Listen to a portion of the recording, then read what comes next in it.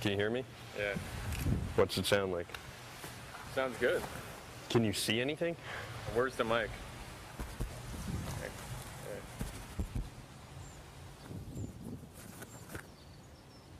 There. Okay. All right, we good? Okay. Good. What are we going to say if I get busted with a camera? We're going to say that you're a foreign exchange student. No, we'll say that we're making a video for my father's birthday and we wanted to surprise him. Nina, where'd I go? Okay, here goes red. No, she can't do that. I can go out, don't you? I'd say take a position.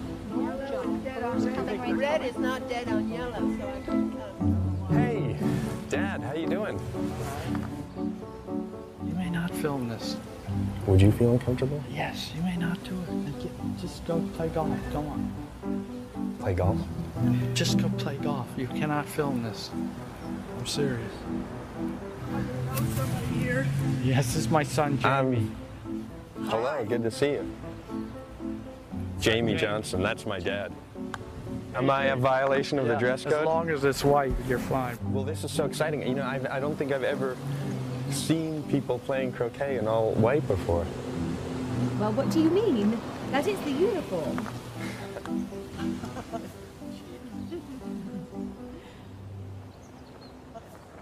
This is for the club paper? Yes. Great. Look like a gangster. Take your glasses off. Hey, can you get closer? Well, I'm going to do my best.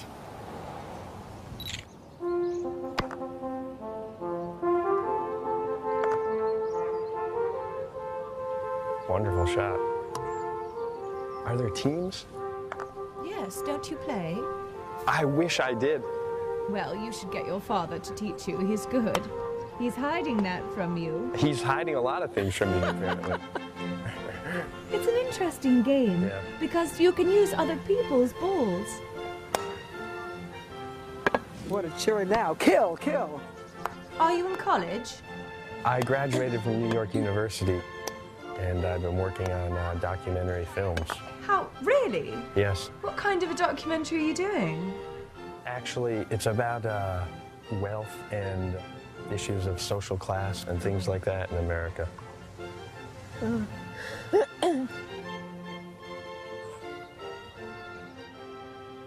You cannot film this. I'm serious. All right, I think you're being unreasonable. I think it could be interesting. Go home.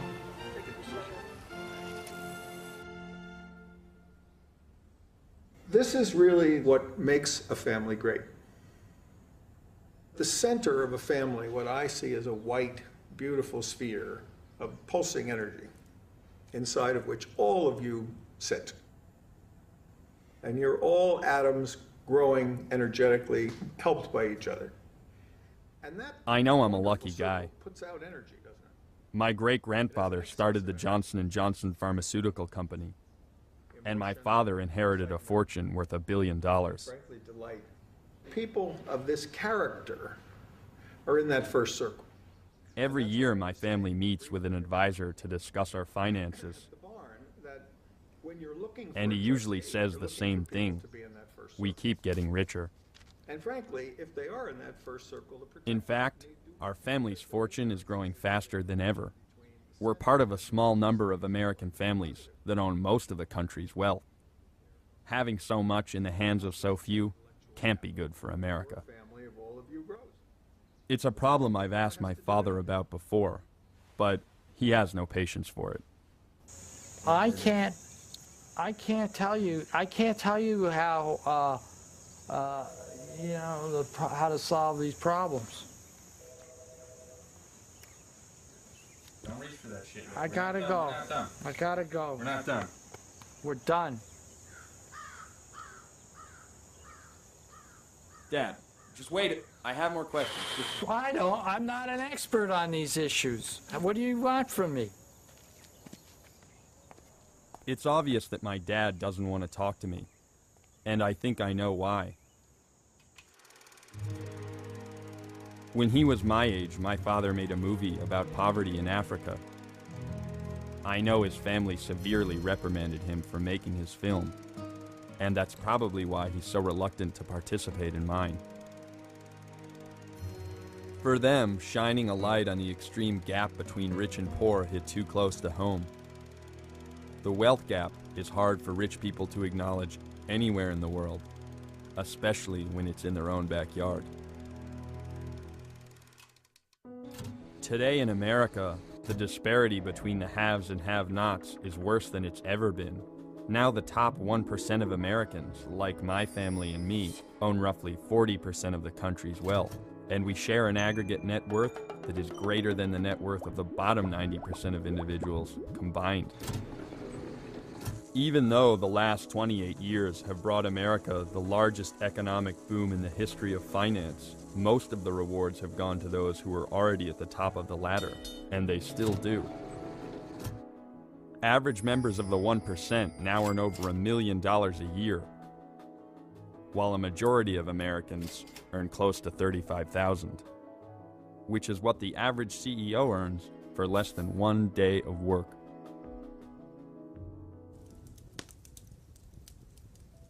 No one has watched the rich get richer more closely than my family's financial advisor, who manages the fortunes of some of the richest families in the country.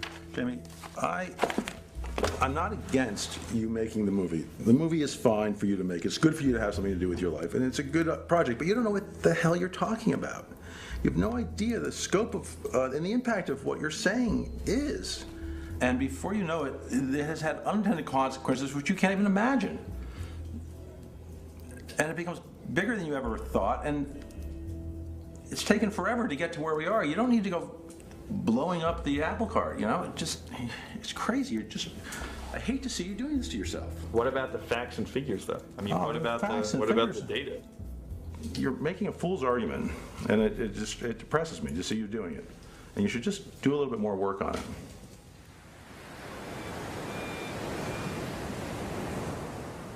I don't think Brian does really want me to do more work. When I asked him for the names of other clients I could talk to, he refused to give them to me. So without his support, I'm using my family name to enroll in one of the most exclusive wealth conferences in America, where the wealthy go to discuss strategies for keeping their fortunes growing. The average net worth of the families that attend our conference is confidential, but it's a pretty large number. There are multi-billion-dollar families represented, a number of them as a matter of fact, according to Forbes magazine. We don't ask for financial statements, of course, when people register, but we do query them to make sure that they are a sophisticated, qualified family in order to attend. I would say the average in the group today, probably around 300 to 400 million, certainly some smaller than that, and obviously a number of them much, much larger. I mean, there are people who are looking for funding for their projects that would kill to get into this meeting. That's right, absolutely, and we make sure they don't get to get in.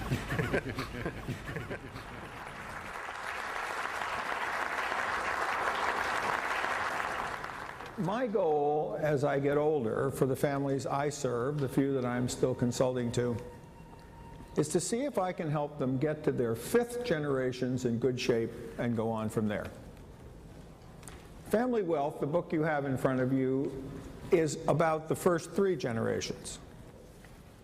From the dozens of families that would turn up at this conference in the early 1990s, there are hundreds of families here today. And if you looked into the numbers that represent private wealth in a large enough aggregation that you'd have a family office, I'm sure it has to be in the many trillions of dollars.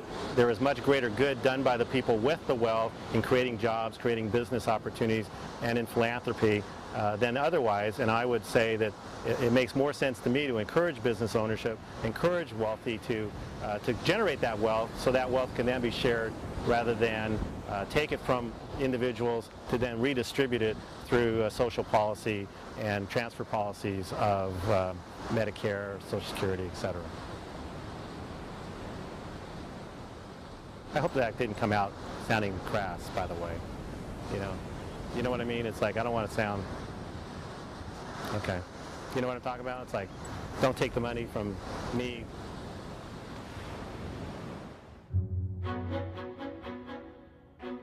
In the early 80s, the American economy was rebuilt around the interests of big business and wealthy individuals, with the idea that their success would eventually benefit everybody. This trickle-down policy was the brainchild of the economist Milton Friedman, who got a Nobel Prize for it in 1976, and now his ideas are more popular than ever. Please be seated. Thank you all very much. It's an honor for me to be here to pay tribute to a hero of freedom, Milton Friedman. He has used a brilliant mind to advance a moral vision. I've studied, the basics of your theories, and I've read about you in high school economics textbooks. Now tell me something. You say you've read some of my work. Have you in fact read Capitalism and Freedom? Well, in school, you're assigned readings, you know what I mean, and then they Xerox it. Okay, let me go back again. I'm just trying to see how much of a faker you are. Okay. Since the 70s, the gap between the rich and poor has been growing. But what's happened to the level of income of the poor? It's risen, but in comparison to the top of course. percent, very, very minimal. But would it be better if it hadn't risen at all? Would it be better if you had kept the difference the same, but no growth in the bottom? Well, if we curtailed growth at the top, you'll kill the growth at the bottom. Look, the engine that leads to the miracles that we've seen, that enables you to have a television camera like that, that engine is ambition and drive to become wealthy. People say, well, isn't it selfish that you want to get ahead? No, in a sense, if you have a certain talent, in a free society, you should have the opportunity to discover what that talent is. Everyone has a knack for something, and develop that talent. And by developing your talent, by trying to meet your goals and ambitions, you're not only helping yourself, you're helping others. You might say I came to the attention of top management at a fairly young age. As my father said, there is nothing wrong with nepotism as long as you keep it within the family. And this is a chateau in Valois, France, where we do some of our entertaining for Forbes International. And the Highlander is used 2 or 3 nights a week by marketing and advertising. Sometimes you have to spend money to make money. Capitalism is, I think, a moral system. And this idea in our popular culture, you see it in every novel, the businessman's the heavy. In Hollywood, the businessman and the corporation are always the font of evil.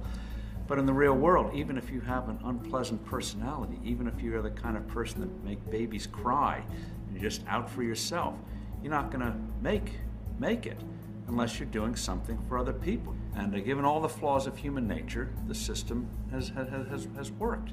Everybody has a sinful view of making money. Our stores that made the most money had the happiest customers and best co-workers. They were always the most motivated. And there's a relationship between profits and those things. It's not a sin to make money. The first store was this lunchroom. Imagine a line straight back. And they see that extra part back there? That wasn't there. This window wasn't here. It's from here back to that wall and over. It was about 100 square feet. You with me? Here to here, here to here to here. And then have a sliding window here. You couldn't let the customers in, right? Because there wasn't enough room, so everybody had to wait outside. The Xerox machine was there, and I sold these notebooks. First day in business, some guy who was for Kurdistan, cool country, I love it. Before I opened up, in the middle of the night, like at 9 o'clock, he gave me a $50 job. So I've loved the Kurdish people ever since. It was called Kinko's because of my nickname, because I had this kinky hair. And if you think of it, the first thing a baby learns is goo goo gaga. And you think of good businesses like Kodak, Xerox, Google. People remember strong consonants. That's why Kinko's was a good name. But really, I had this big curly hair, and before being called Kinko, I was pube head. So I thought Kinko's was better than Pubos. Do you want to make hundreds of millions of dollars on top of what you already have? Yeah. Yes, hell yes. Yeah, I want to make a hell of a lot more. Can you tell me about that? Well, one day I'd like to go to the moon and look at the planet Earth and say, that's part of my portfolio. It sounds ridiculous, but Paul and a few people like him really do own the world's portfolio. And when you start to look around, the disparity is hard to miss. You know, you hear them get up there all the time, land of opportunity, you know, all this shit. That's in their head. They must don't ride through the same neighborhoods I ride through. They must don't go through the same towns I go through. They must don't visit and see the same people I visit on a daily basis. And they can't do that riding around in a damn limo and a helicopter.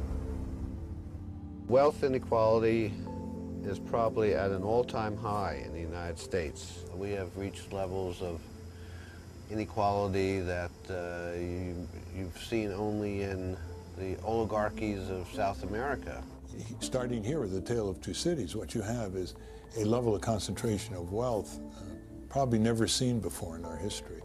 Now, of course, you have tens of millions of workers who can't live on what they earn, and they're earning less in inflation-adjusted dollars than even 1973.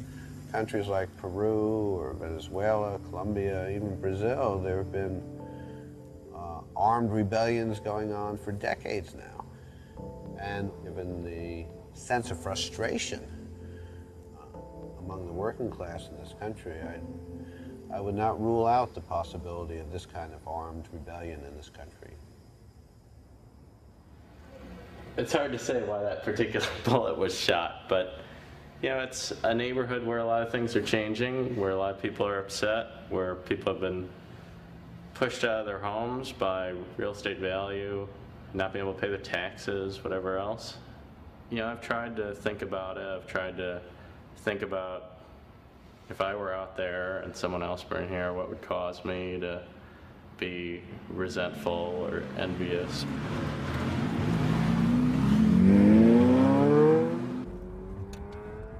The south side of Chicago is one of the poorest inner-city communities in America. But now rich people are moving in and creating some serious changes in the neighborhood. Mr. Pants? Hey, Mr. Pants. Come on in, Mr. Pants. Pants. Mr. Pants is my second kitten. I had a kitten growing up, and when I went to get King, my first Mr. Pants, my father told me, you don't have to buy the first kitten you see. Well, I walked in, he kind of came over and purred, and I was like, oh, I want that one, you know. First kitten I saw, I bought it. Well, buying a condo was kind of similar. I walked into this room and I said, wow, you know, I've been in a lot of the coolest houses in Chicago. I've never seen a room like this. Let's get this condo. So I got with my dad and we talked about it. And I said, wow, I gotta like run to an ATM and get the deposit and whatever. I was just freaked out about it. 30 days later, I owned the place. And I haven't regretted the transaction since. It's a very thought-provoking place. You see the train go by and you're reminded that there are other places in the country other than Chicago. And you see what used to be housing projects are suddenly condos, and you wonder what impact you're having on the city and who lives here, who can afford to live here.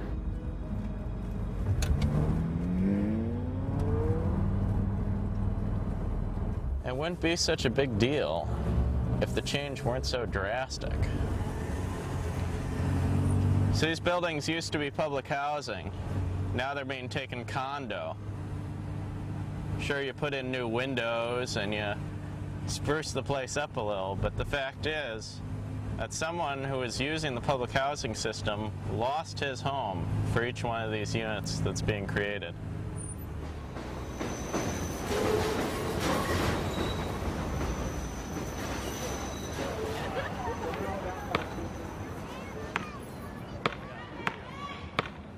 It's happening too quick. The new stores and everything, and the new houses is too quick.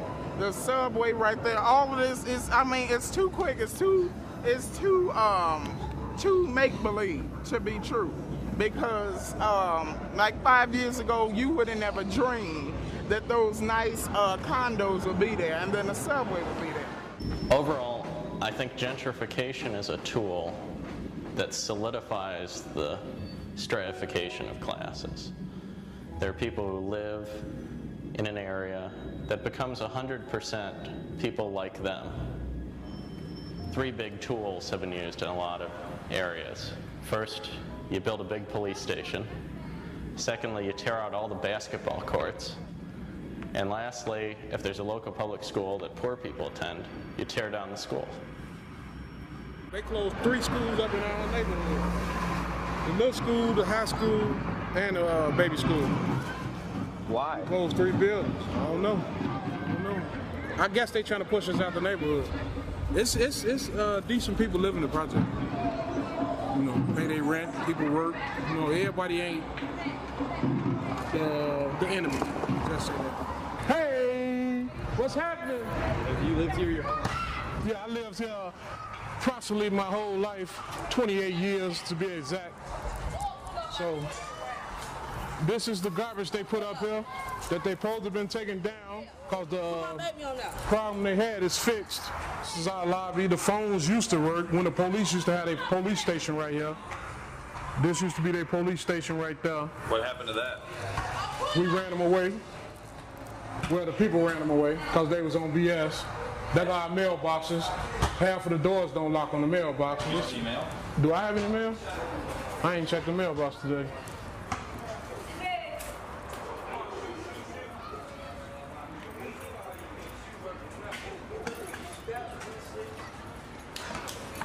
No, I got a bill. Yep, I got a bill from Tribune that I'll never get the newspaper if they send it to me. The changes in the neighborhood is changes in the neighborhood around us, not to us, around us. We got 1.5 schools in our neighborhood. 35, 40 kids in one classroom with one teacher. He can't teach everybody all, you know. He needs some help. So that's why all the kids, when they go in class, if they ain't getting no attention, they gonna run away. This land is worth more than what the niggas over here can give them. So what can you do with them? Displace them, and the ones that you don't want over here, you get rid of them. You get rid of them. You know, and what you use as an excuse, use the drug dealers, you use the cocaine house. You know what I'm saying? Cocaine dealers. You know what I'm saying? You use the people that's over here doing nonsense to try to get rid of nonsense. We grew up as a family. You know, one building to the next building to the next building. You know, you can sit up here and talk all you want to, but yet still, we love our kids. This is my son. Come here. This is my son. Do you feel like your kids have an opportunity to get rich in this country? Hell no. Hell no. They ain't no rappers. My kids ain't gonna be rappers. They ain't gonna be rich. It's easier to just cleanse the earth of these people, send them to the far reaches of the universe, and the mayor's office will build a big police station, build a bunch of townhouses, the yuppies will buy in and bougify it, and suddenly we'll have a community. Yeah, there'll be a bunch of people displaced. Yeah, there'll be a bunch of crime problems, but it's easier. We found the easy solution. Charles Darwin did not invent the term survival of the fittest. That was Herbert Spencer, a social Darwinist who thought that if we just allowed the rich to get richer, that was good for society because we want to discourage the poor from having a lot of children and basically surviving. That kind of social Darwinist notion has stayed alive in certain quarters, and I believe that it is there behind much of the economic policies we are now seeing. Look, there never in history been a time when the ordinary people of this world, and particularly in the rich nations like the United States, Britain, and Europe, never been a time when the ordinary people have had the level of income and living that they now do. But what about the tens of thousands of people whose lives were affected by this You can't decision? make an omelet without breaking eggs. You have a system which is overwhelmingly yielding good results. But there's no question that it's not perfect, and there are cases and people will get hurt, but that's true of any system. Doesn't it make you nervous when you see so many powerful and extremely wealthy individuals sitting there directly influencing those politicians when we're in a democracy? They're not influencing anything. They're playing a role in the political system, but Congress is ultimately going to be influenced by public opinion, by what the public wants. The public will get what the public wants. A few months ago, I told the American people I did not trade arms for hostages. My heart and my best intentions still tell me that's true, but the facts and the evidence tell me it is not. In the 1980s, the U.S. government illegally sold weapons to Iran and used the money to support Nicaraguan rebels in what turned out to be the Iran-Contra scandal. At the center of the deal was one billionaire who had unfettered access to the secret workings of the U.S. government.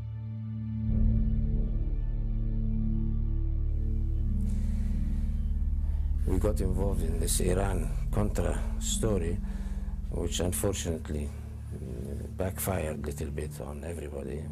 They asked me to finance it. I said, okay. So I gave credit to the CIA for $1 million, and they shipped the equipment, and the Iranian paid me back. It was supposed to be a hush-hush operation. As business people, we have ways of manipulating the government officials, and they have ways of manipulating us.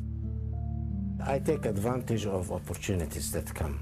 In all relationship in the world, when you have contact, like if I have contact with you now, I will call you when I arrive in New York and say, hi, Adnan, I want to see you. I have to, it's nothing abnormal. You probably will take me out to dinner and introduce me to another person who I make business with.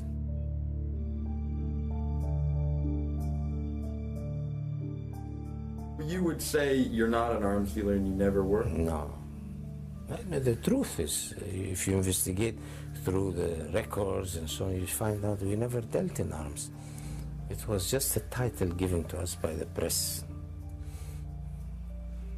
But when you helped connect the United States government and the Saudi government over sales of weapons, what would you call that?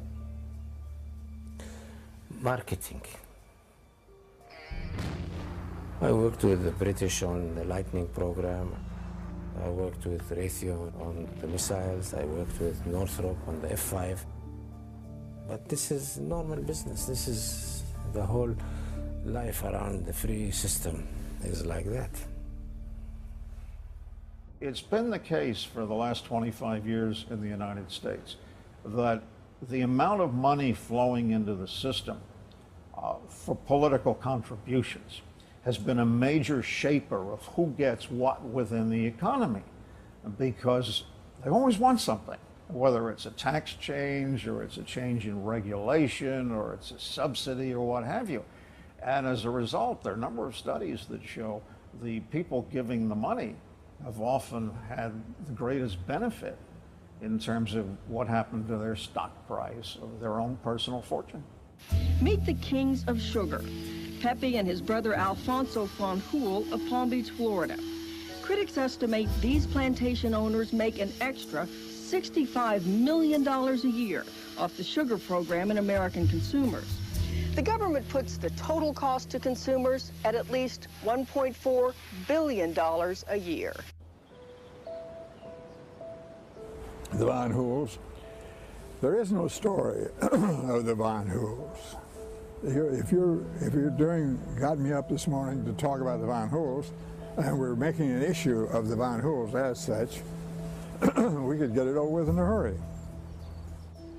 In that fatal moment in the Oval Office, when Bill Clinton was confronting Monica and telling her it was over, he's interrupted with a call from, it turns out, Alfie Fanjul.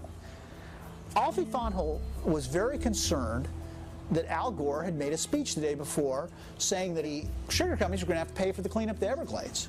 So while Monica sat there in her tears, Bill Clinton spent 22 minutes on the phone reassuring Alfie Fanjul that everything was okay, that they would be true and blue, and even that Al Gore guy, he's just saying that to get elected. Keep giving us money so Al can be president.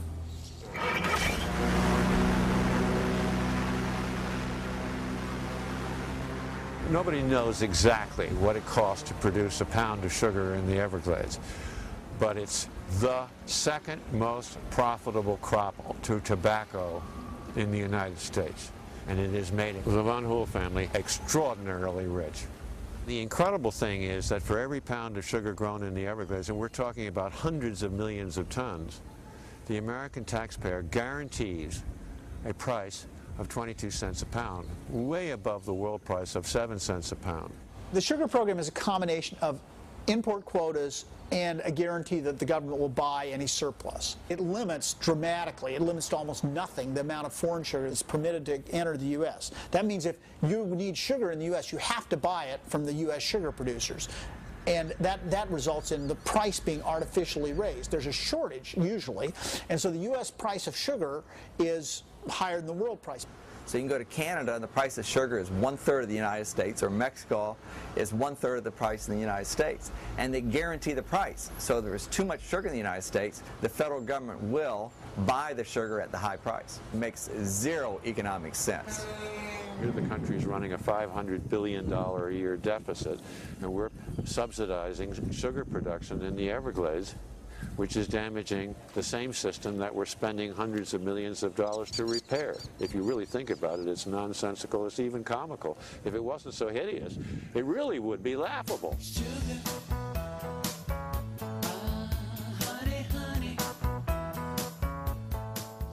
The Van Hool family makes hundreds of millions of dollars, become very wealthy because of a government program.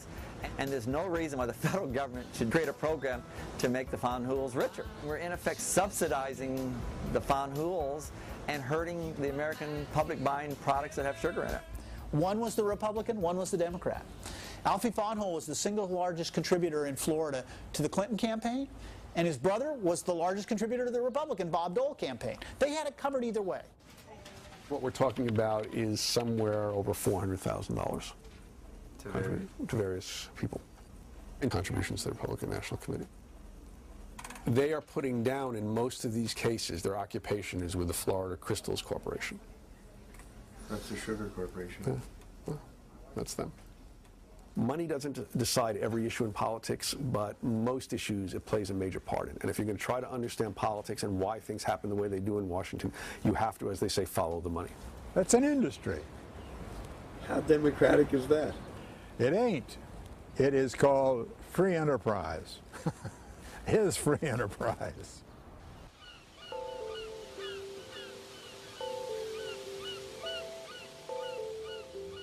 While Alfie and Pepe Van Hool get richer off government programs, the towns where they base their businesses sink deeper into poverty.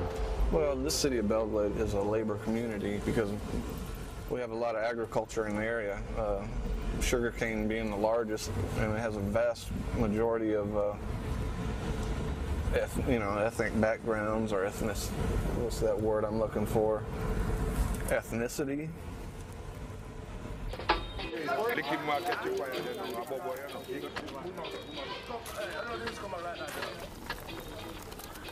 When sugar barons like the Van Hools needed cheap labor, the U.S. made an exemption to immigration laws. Foreign workers were imported on a special visa to cut sugarcane for third world wages. It really disappoints me. I'm saying, but you gotta see it. It's a system, you can't beat it. Everybody from Jamaica come here. They come here to achieve something to support them family. Hard work, real hard work, you know. Sometimes our supervisors tell us, boys, it will be blood, sweat, and tears, and it was. I used to see people, man, go out cutting canes when I come to visit my cousin. They come back, lacerations, the canines, they cut them in the hand, chop them in the leg. As a man cut off in thumb, clean as a man bust in knee. I see a lot of things going on in the field. The figures show that every year there was an average of 10 workers killed in sugarcane work. when the government came down as part of their review of the Sugar Act to see that the workers were being paid properly, it found massive minimum wage violations throughout the sugar industry. This, we believe, cost the workers probably, certainly millions of dollars a year, maybe as much as $10 million a year. There's a lot of time we know that we was short pay or, you know, are doing some work for a lot of lesser money more than what we supposed to work for, you know.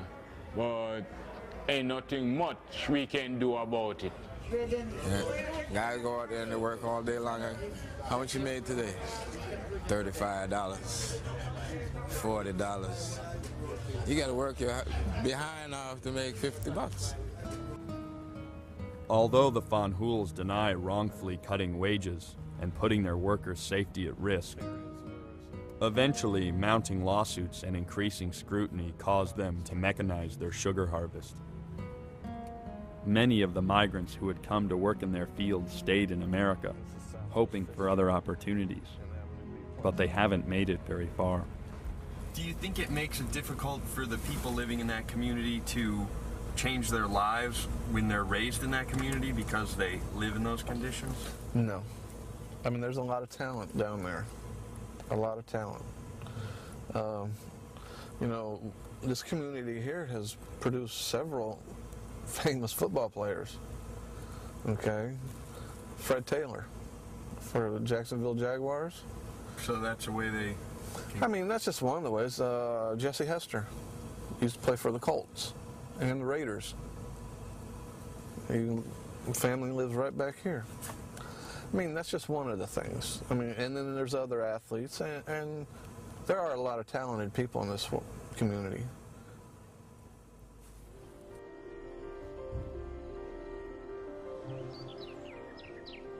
It's hard to believe that just a few miles down the road from Belle Glade is one of the richest towns in America, Palm Beach. The contrast between the two communities is astounding. But most rich people have come to accept the blatant inequality as a way of life in our country. I know my father is different. He struggles with it. Yet every time I turn the camera on, his instinct is to keep quiet. We're in the middle of the meeting, you come in with the camera. We don't want to talk on camera about what we're doing. Well, I just think, you know, if we're secretive... Secretive about what? About wealth, about the American aristocracy. It's written up in every paper twice a year. They tell you with a nickel how much you're worth. What's the secret? Why can't I be secretive? Every man's house is his castle in this country. There's nothing wrong with shedding light on that and reviewing it, and then hopefully it corrects itself. Well, I want you to be careful, and I mean that. It's your personal family. Well, you made your movie, and now you don't want to talk? Jamie, what is so dark here? What do you think's going on? What are you talking about? Take this camera and your film and do another person or another family. It's not going to happen here. It's frustrating because I know when my dad was my age, he had something to say about social inequality. And I think the subject is so complicated for him that now he chooses to avoid it at all costs. But for some rich people I talk to, inequality is easy to understand. It's preordained. If you inherit money, then you feel, why did I get all this and somebody else is poor? Well, God had a reason for that. God's never going to give you anything that you can't handle. People mistake the Bible as something that you put on the shelf after Sunday, but it is a guideline that you run your business by, you run your family by, and you run your life by, and you will succeed. We have about $260 million in sales, and we have 1,150 employees. We're in the top 30 private landowners in the United States, and we're the largest private landowner in Louisiana. See the TV set? Yeah.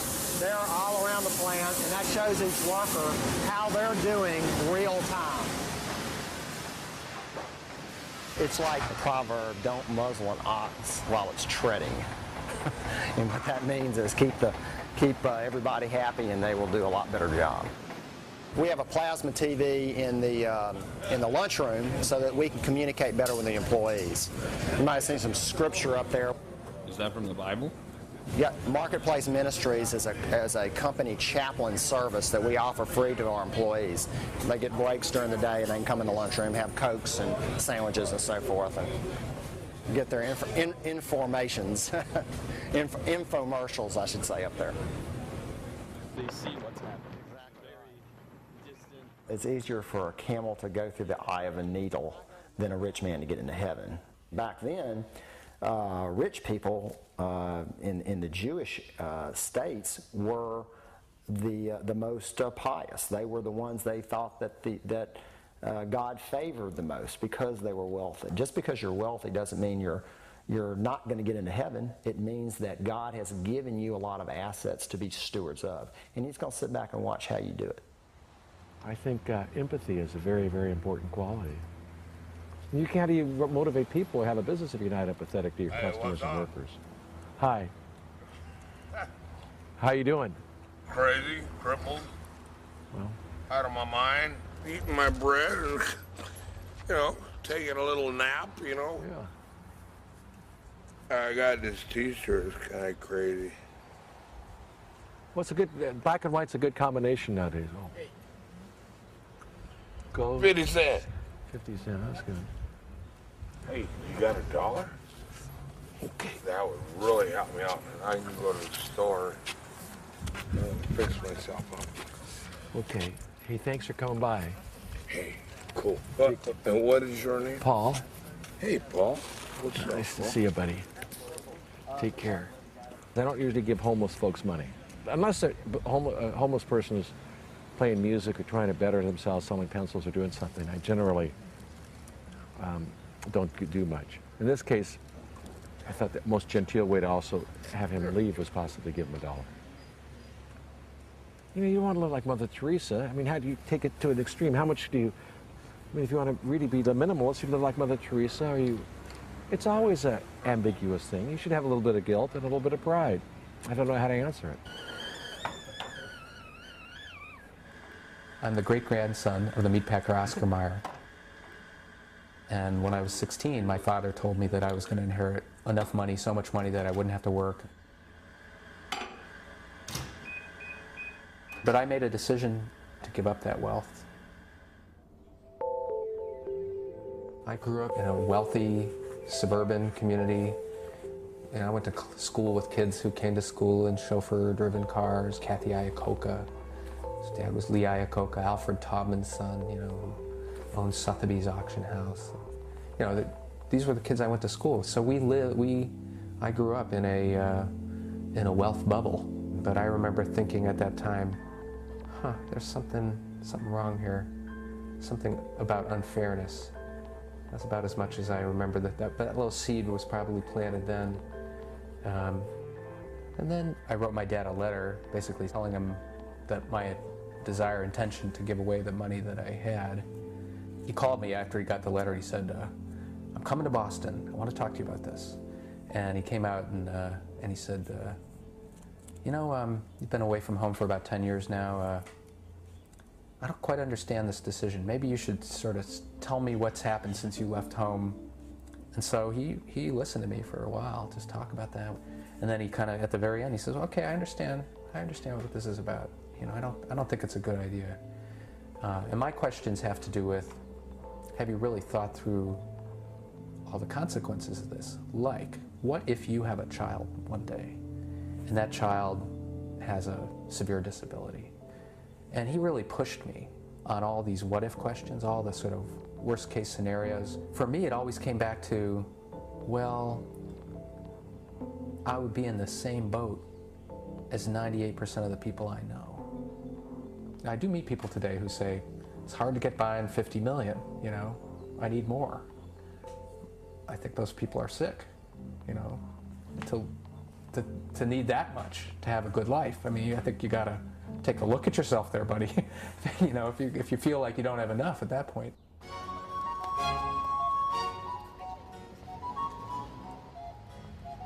I'm in Los Angeles and I'm staying at the Beverly Wilshire. People ask me why I stay at the Beverly Wilshire rather than other more trendy hotels. And my answer, I think it's an important point of distinction, is that I'm really not interested in being cool, I'm interested in being served. I'm from Italy, and in Italy I possess money, but also notoriety. Notoriety for what? For having been rich for, say, 5 centuries. When I moved to New York, all I was a young kid with money, and I really felt that there was something missing. At home, I was, the Baron. Here in America, you're nobody. Are you a model, or do you act, or... I'm just asking. No, I don't do anything. Actually, that's the point of the whole documentary. I'm just like a rich dude in Rodeo Drive, and the fact that I don't do shit, that's... Here, there's no monarchy that can knight you and say you're a baron now, but there is the media. And so what I did was I hired a publicist and started doing events and red carpets. All of a sudden you are a baron in a different way, but in a contemporary way. To date, I'm in Los Angeles for some meetings with some production companies and networks for possibly a reality show, which would be featuring me. America is fascinated by seeing the trappings of wealth, and more specifically rank. Americans rejected inequality at the inception. They said no to aristocracy, they said no to all of this. But at the same time, when you shed your sins, you retain a secret desire of having them back. Do you believe that AI can be engaged in proper I can't comment on what they In America, some of the richest citizens are treated like aristocracy, even when they go to great lengths to control how the public perceives them. When I contacted Warren Buffett about this film, he refused to talk. But a friend introduced me to his granddaughter, and she invited me to her home to show me what life is like in the second richest family in the world.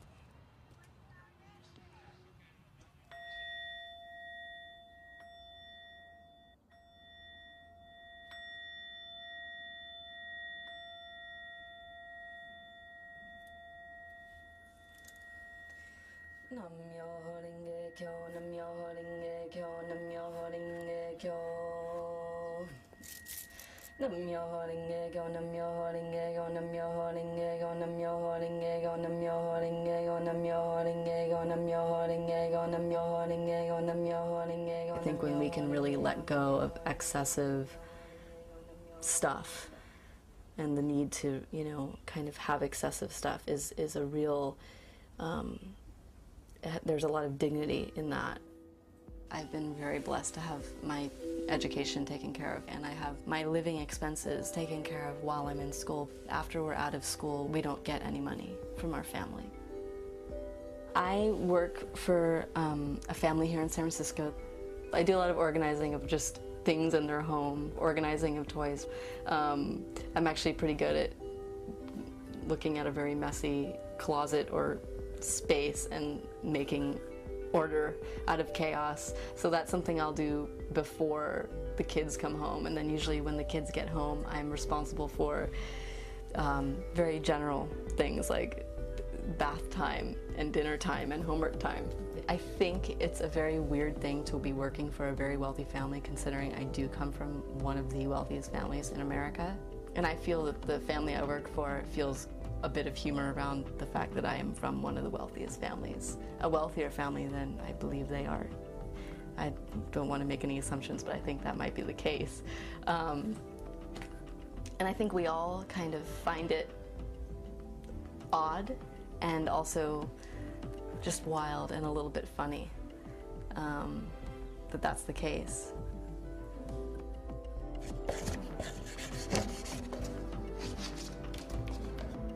Since I was like 18, I've been totally focused on making art, being an artist. I transform a lot of my questions, doubts, and fears through art. I feel very fulfilled. I feel really happy in my life. I feel like I have more than what I need, and definitely what I need. How do you feel like your grandfather would react if he saw you in this video?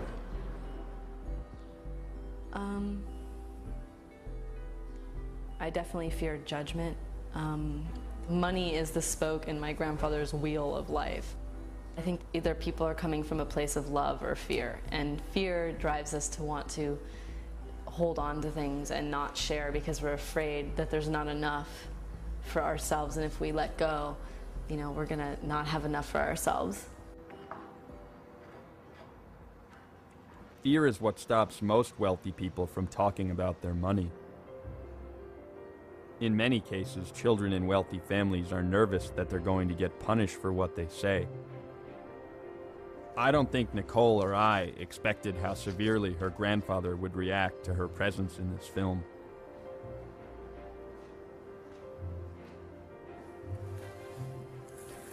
But after the shoot in her studio, she received a letter from him that surprised us all. So, did you read that first opening line? No, you want to? I read, "Dear Grandpa, I guess In the letter, he states that their relationship is over and that she is no longer a member of their family. Most of my family adopted you as a niece or a cousin. Because I was in this film, you know, it has made Grandpa, you know, upset to the extent that now he's going to say I'm not his real granddaughter." In this picture of Grandpa and us as little girls here, I've spent months and years of my life at his home in Omaha with just my twin sister and I. In spring break, we would go and visit him, and we would stay in his home, and it was just us, and we spent so much time bonding as his grandchildren. Money is a part of life. You have to make money to live. And so, but I think that when that element of necessity is taken to an extreme, there's an imbalance there. And with that monetary imbalance comes an emotional imbalance. At the same time of Nicole's struggle with her grandfather, Warren Buffett came out and announced that he was giving a majority of his fortune to charity. I asked Nicole how she felt as the world celebrated his generosity. I feel that who my grandfather is publicly, as a public figure, and who my grandfather, Warren Buffett, is as a grandfather, as a father, as a brother, as a son, are two completely different things. Warren Buffett's reaction to the film ended up in the newspaper. My family started to get nervous, and they called me in for a meeting with my father and his financial advisor. Jamie, I don't agree with the thesis of your movie. I don't respect the way in which you documented it. I don't know that you're right. I mean, I think this movie's taking in a good direction. I think so far I've learned a lot, and I think, if anything, what I've seen suggests that some of my original thoughts about it were on the right track. And I don't understand why your resistance would be so severe. I mean, if it's not a threatening thing, then why are you reacting this way? No, Jamie, I'm not freaked out by the project. I'm disappointed in what you've conspired to do with it. Jim, you think Brian's right?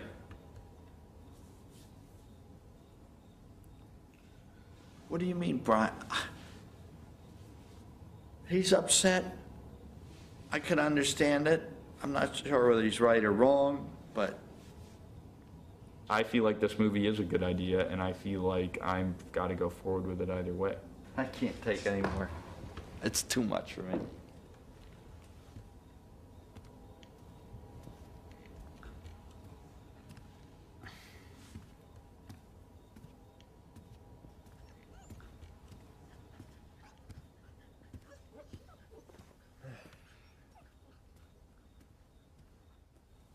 Oh dear.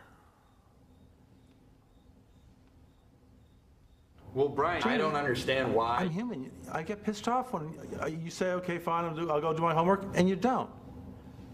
I don't need it. It's a pain in the ass. You're behaving like a little arrogant trustafarian. You know, come on, give me a break. I'm not surprised that Brian is upset with this movie.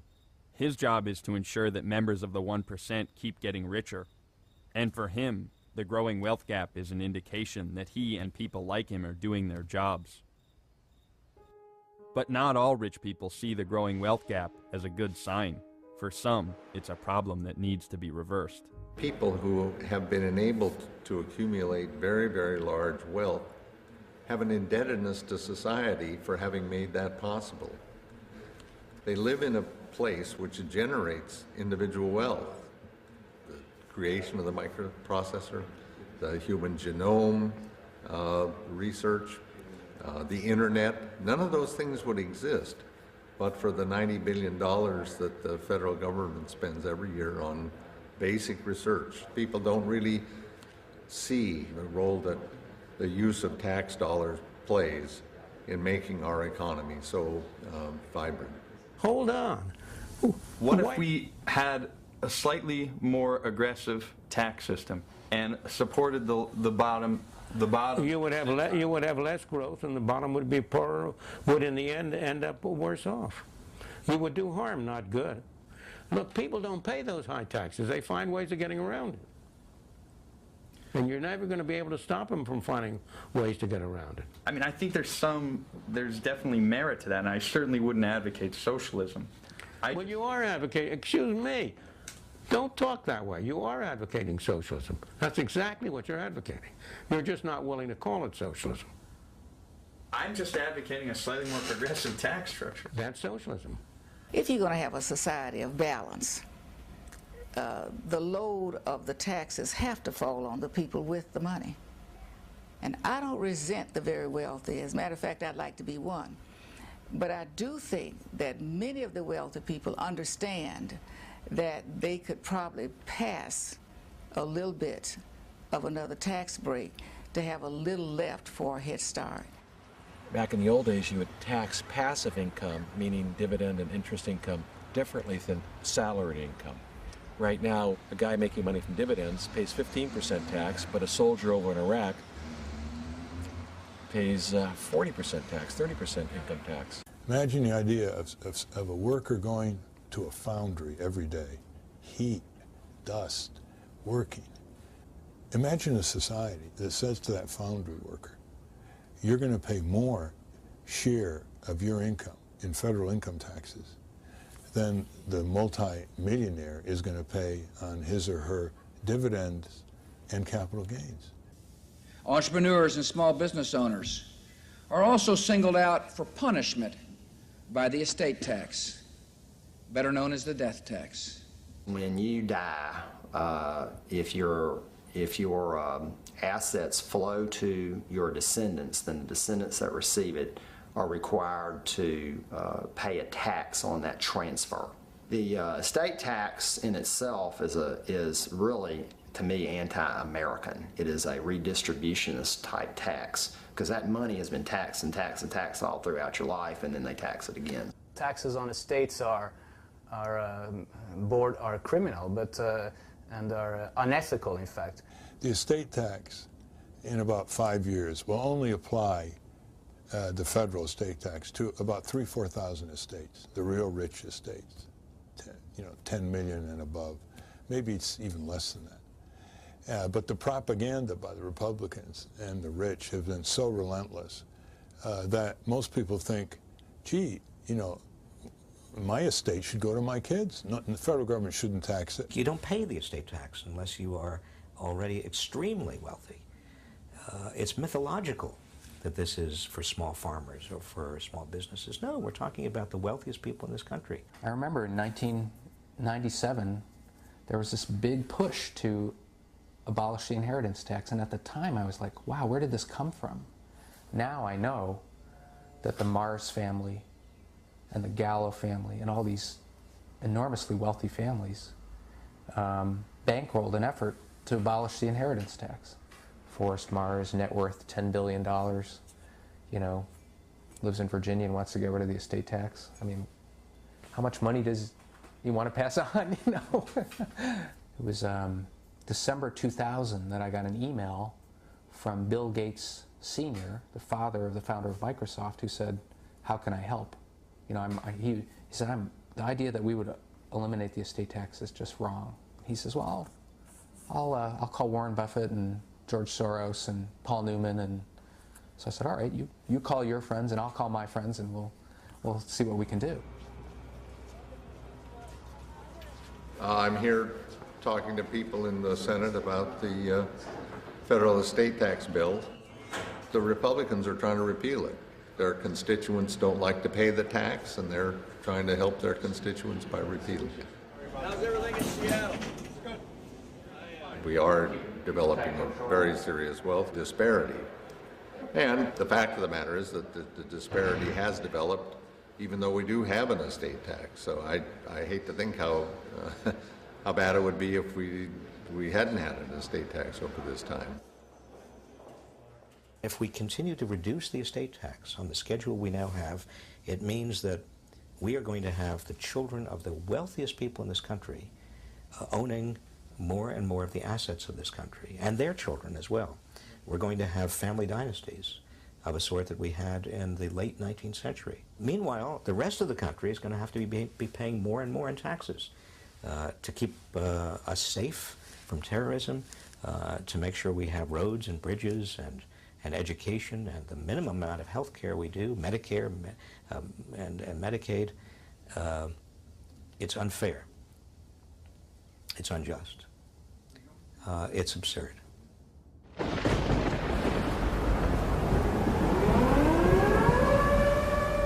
In late August of 2005, Hurricane Katrina hit the Gulf Coast of the United States. I want every American to know that their government is doing everything it can to help get relief to those in need as quickly as possible.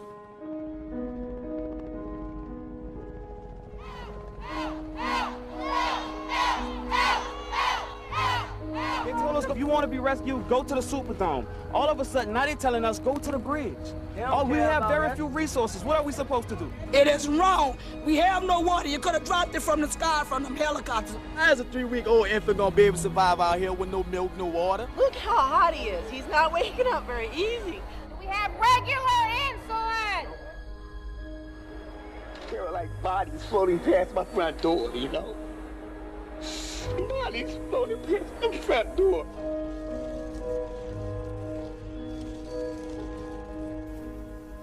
Americans are generous to each other, and I just hope that what the world is seeing is that even though we've been hit with something that is unlike anything that we've been hit with before, the generosity of this country and the caring of Americans for Americans is, I think, what is coming through.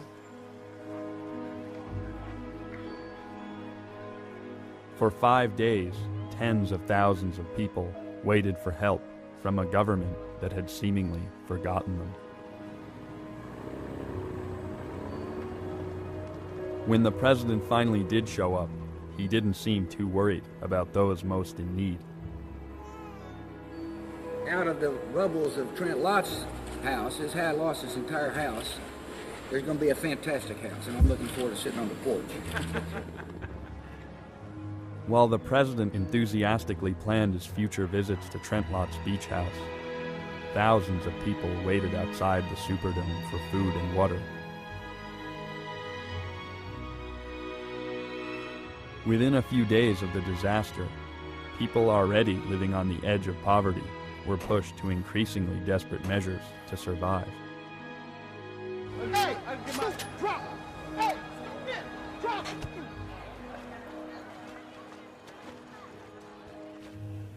It was the poor, the people that didn't have an opportunity to buy a ticket,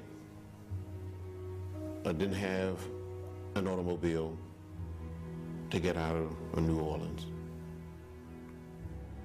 And even when we saw people calling out for help us, save us, we were slow to respond. We're one people, we're one family, we're one house. And we all must have a place at the table in this house. And I think those in high places, whether it's the President of the United States, whether it's the Majority Leader of the Senate, or the Speaker of the House, or the mayor of our cities, or business leaders, we must recognize the fact that none of us, not one of us, are going to get out of this predicament until we all sort of get out together, get tired together as a nation and as a people. The one thing you can depend on everybody is that he's going to put his interest above yours. I don't think that's a very hard thing to understand. Well, aren't all these signs that we're starting to see in America that are emerging in America? What signs? Didn't they all apply to past civilizations?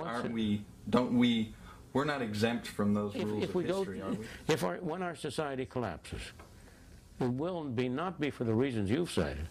It will be because our government has grown too big, because we have not held government down to size. I'm nervous that because we're not asking the right questions, because we're not willing to curtail our rapid growth, because I think it's time for you to get out of here. We're at the stage now where the gap between the rich and poor is growing. You've exhausted my patience. I have. There is no equality in life. Forget about it. We are what we are. We are created layers over each other. This is it. There are the waiters that serve your coffee, there are the cooks, and there are the people who will buy the facilities and enjoy it. What can you do? That's life. I think that what we've seen in the last 20 years is reckless because of where the United States sort of is at the top part of its trajectory going down. We use too much oil. We make too much money out of finance. There's too much debt. There's a recklessness about resources, a recklessness about borrowing, a sense that it's always going to be up, and away for the United States that serious study just doesn't support. America has been blessed because of its Judeo-Christian background, its alliance to the Ten Commandments, and its laws were based upon that. And that's why it's been blessed. If it gets away from that, it will fail. In the progressive era, in the first decades of the 20th century, we had a huge gap in income and wealth between people at the top and people at the bottom and the working class. Our cities were festering. The rich were capturing more and more power and wealth. But what did we do as a society? We didn't have a revolution. We didn't turn to socialism or communism or fascism. We reformed ourselves. The progressive era was an era of reform. We adopted a graduated progressive income tax. We regulated corporations. We busted up the big trusts, the big monopolies. We made jobs safer. We provided eventually, by the 1930s, unemployment insurance and also old age insurance called Social Security. We, in other words, did not embrace socialism. We embraced reform. The whole history of mankind is that similar to geology. The center of the earth is all molten lava. And there's only a thin layer on earth you can live on, 3-4 miles. And there's so much down there that's all hot, hot, hot. And that thin layer is the difference between rich and poor. You need incentives in society so rich achieve things, but the whole history of mankind is that the lava overflows and kicks their ass. I think there are more and more really wealthy people, still small in number, who are basically saying we cannot continue this devastation of the lives and hopes and rights of tens of millions of our fellow Americans. That it's not smart from our point of view. They're multi-billionaires, but they're beginning to be fearful of the future. My great-grandfather started the Johnson & Johnson pharmaceutical company. Okay, Johnson & Johnson. Big money. Yeah. Old money. Old crooked money. And that money that come out of them moonshiners and all. Look at it. There's some truth to that, man. I know it's true. The same way to get it to forward. Man, see, the truth don't hurt. You know, I can tell you something, and you might think I'm an idiot. My family was one of the richest families in the world. but not with money. With love, kindness, tolerance, and patience. Qualities that's worth more than money, and you can't buy that. They taught me how to love people for who they are, not what I want them to be. See? They taught me how to get along with people. They taught me to treat people the way I want to be treated. They taught me to treat each person for who they are, not clump them together, because we all different in our own way. That's the richness that I was brought up with.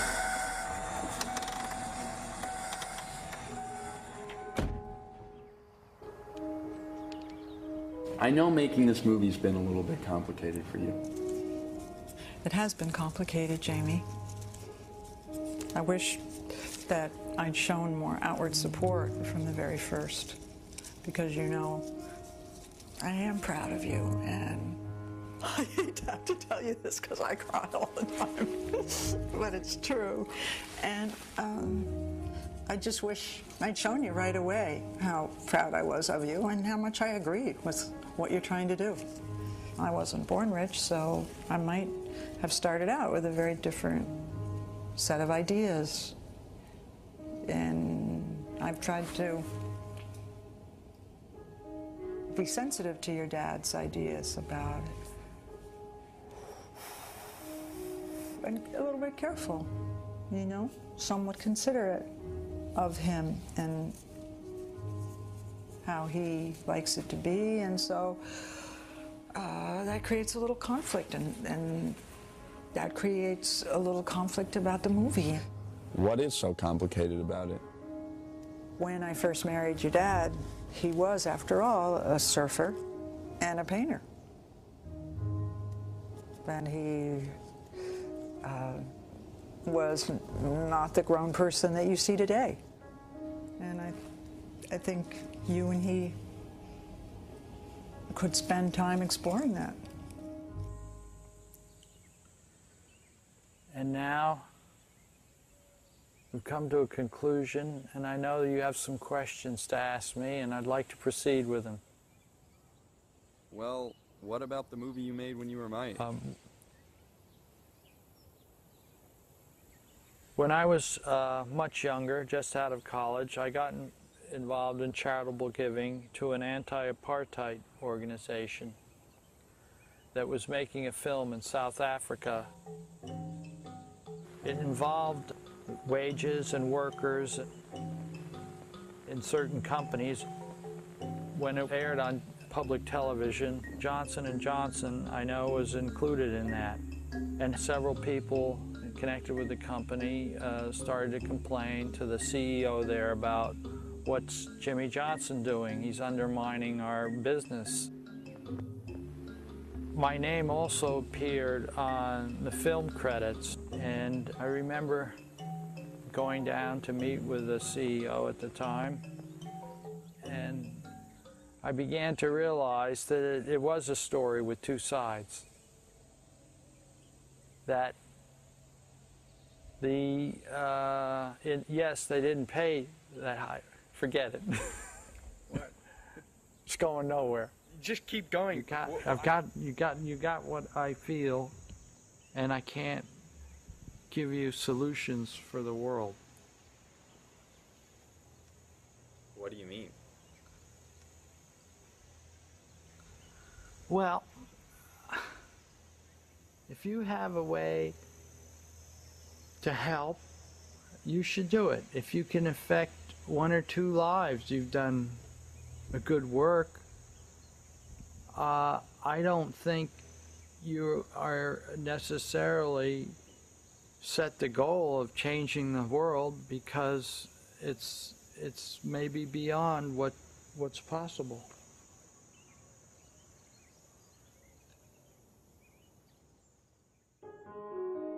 I'm proud of my father for making his movie. It's surprising it took him so long to tell me about it, but the scolding he got from the company clearly took a toll on him, and it explains why he hates talking about money. Unfortunately, many rich people feel the same way as the executives who confronted my father. Self-preservation has given rise to the growing wealth gap in America. And the bigger the gap gets, the more removed wealthy people get from the world around them. But if you're always hiding from the problem, you're never going to find any solutions.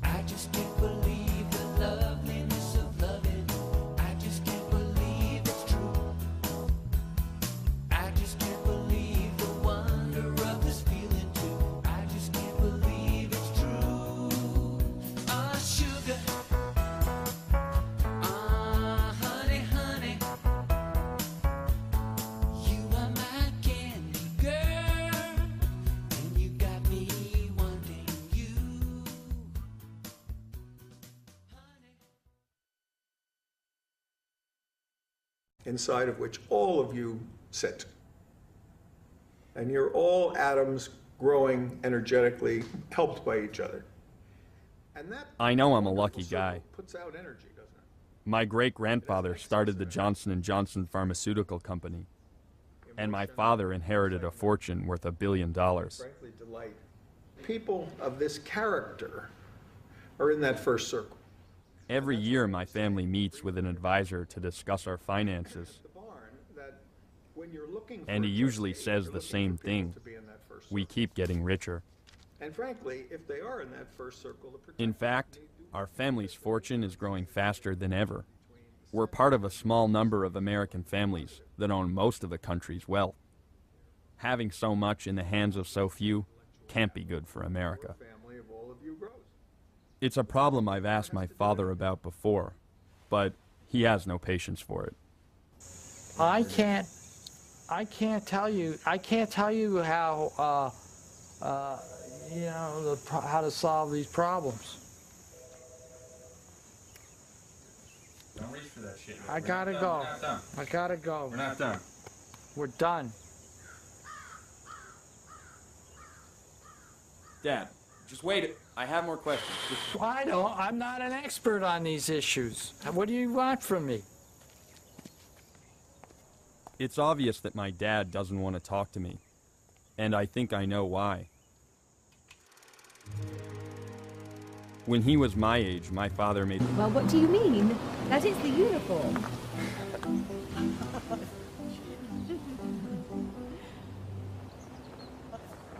This is for the club paper? Yes. Great. You look like a gangster. Take your glasses off. Hey, can you get closer? Well, I'm going to do my best.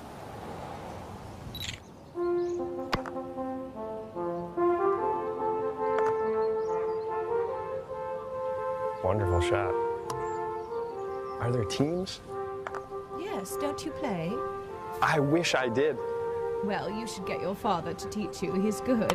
He's hiding that from you. He's hiding a lot of things from me, apparently. It's an interesting game, because you can use other people's balls. What a cheer now. Kill, kill. Are you in college? I graduated from New York University, and I've been working on documentary films. How? Really? Yes. What kind of a documentary are you doing? Actually, it's about wealth and issues of social class and things like that in America.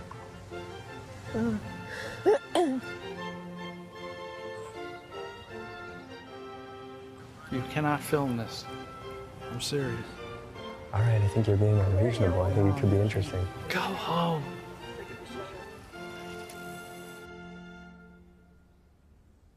This is really what makes a family great. The center of a family, what I see as a white, beautiful sphere of pulsing energy. I don't know what the hell you're talking about. You have no idea the scope of and the impact of what you're saying is. And before you know it, it has had unintended consequences which you can't even imagine. And it becomes bigger than you ever thought, and it's taken forever to get to where we are. You don't need to go blowing up the apple cart, you know? It's crazy. I hate to see you doing this to yourself. What about the facts and figures, though? I mean, what about the data? You're making a fool's argument, and it depresses me to see you doing it. And you should just do a little bit more work on it.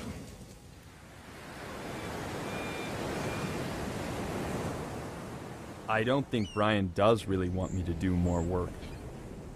When I asked him for the names of other clients I could talk to, he refused to give them to me. So without his support, I'm using my family name to enroll in one of the most exclusive wealth conferences in America, where the wealthy go to discuss strategies for keeping their fortunes growing. The average net worth of the families that attend our conference is confidential, but it's a pretty large number. There are multi-billion-dollar families represented, a number of them as a matter of fact, according to Forbes magazine. We don't ask for financial statements, of course, when people register, but we do query them to make sure that they are a sophisticated, qualified family in order to attend. I would say the average in the group today, probably around 300 to 400 million, certainly some smaller than that, and obviously a number of them much, much larger. I mean, there are people who are looking for funding for their projects that would kill to get into this meeting. A movie about poverty in Africa. I know his family severely reprimanded him for making his film, and that's probably why he's so reluctant to participate in mine. For them, shining a light on the extreme gap between rich and poor hit too close to home. The wealth gap is hard for rich people to acknowledge anywhere in the world, especially when it's in their own backyard. Today in America, the disparity between the haves and have-nots is worse than it's ever been. Now the top 1% of Americans, like my family and me, own roughly 40% of the country's wealth, and we share an aggregate net worth that is greater than the net worth of the bottom 90% of individuals combined. Even though the last 28 years have brought America the largest economic boom in the history of finance, most of the rewards have gone to those who were already at the top of the ladder, and they still do. Average members of the 1% now earn over $1 million a year, while a majority of Americans earn close to $35,000, which is what the average CEO earns for less than 1 day of work.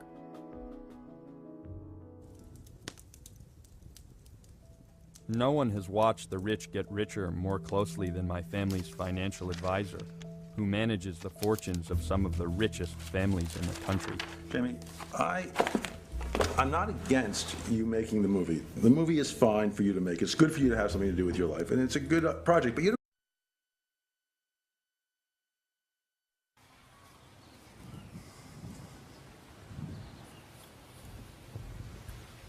Can you hear me? Yeah. What's it sound like? Sounds good. Can you see anything? Where's the mic?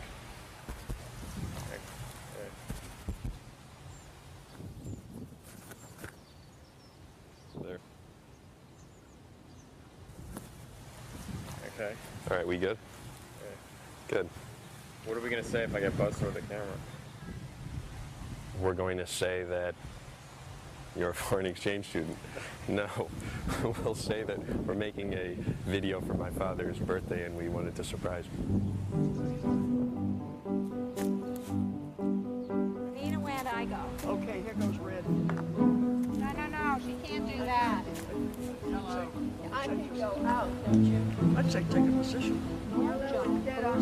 Red is not dead on yellow, so I can. Hey, Dad, how you doing?